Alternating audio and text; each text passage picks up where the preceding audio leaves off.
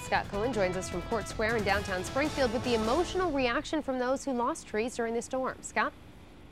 Well, thanks a lot, Dave and Shannon. I know you really can't see a lot behind me because it's dark out, but Court Square looks a lot different than it did prior to the June tornado. I mean, the tornado just actually blew right by us, and it injured a lot of the trees here in the area, knocking them down. The square lost a lot more trees because of the great snowstorm we just went through. You know, losing a tree can be a very emotional experience, and we talked to some of our friends and neighbors today, all the way from Wilbraham to Springfield, who all echoed the same sentiment. To mark someone's birth with it and watch it grow over the course of their lifetime, and then just to have Mother Nature kind of rip it apart, it was very sad, very sad. Donna Graziano was out on her lawn in Wilbraham today, lamenting the loss of the birch tree the family planted to mark the birth of their son Anthony 13 years ago. The June tornado destroyed part of their home and ravaged the nearby forest where neighborhood kids once played. The Grazianos managed to dodge July's microburst and tropical storm Irene, but last weekend's snowstorm finally felled the family's birch tree, a tree they loved and admired so dearly.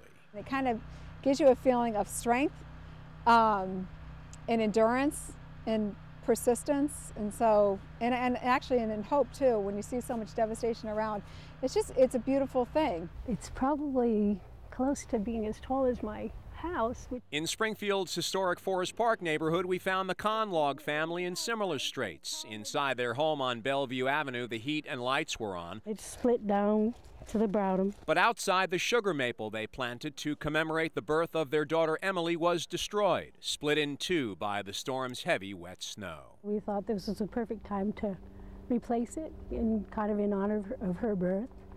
And, excuse me, we're very proud of her.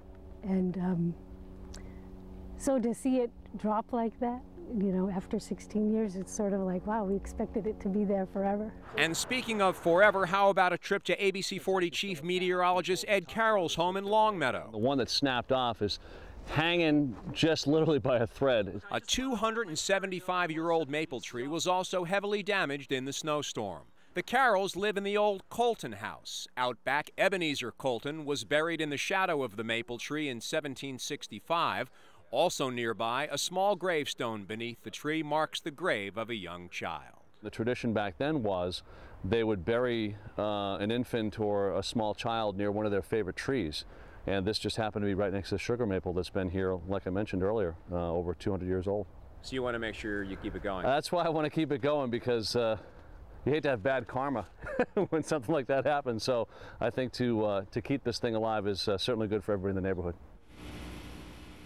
All right, now I've said before that I live in the East Forest Park neighborhood, and when the tornado blew through, I think I missed it probably by about 5 blocks. I would have been first concerned about my family, then of course my house, and we have about a 200-year-old copper beech tree in the front yard, and if something happened to that tree, I would have been heartbroken. And of course, as you heard, people in our area are really lamenting the loss of some of their trees after all these years. Live in Court Square, I'm Scott Cohen, ABC 40. Back to you guys in the studio.